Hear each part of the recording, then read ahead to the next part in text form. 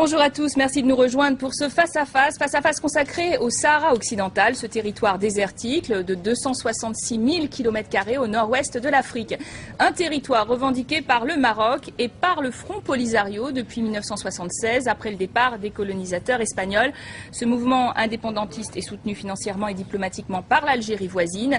Et depuis le cessez-le-feu en 91, le Maroc contrôle et administre 80% du territoire contre 20% pour le Front Polisario. Alors, enjeu global qui dénote la rivalité hégémonique de l'Algérie et du Maroc dans cette région.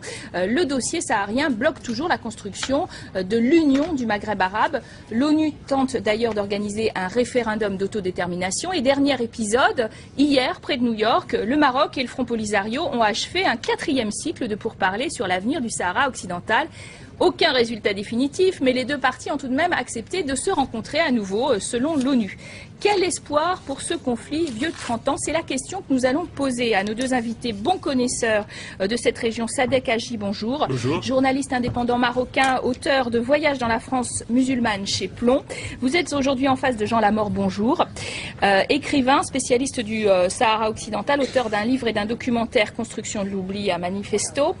À tous deux, une première question évidemment. Est-ce que pour vous cette 4e session de négociation est concluante? On ne peut pas dire qu'elle est concluante puisque la partie adverse, le Polisario, ne bouge pas. Le Maroc a proposé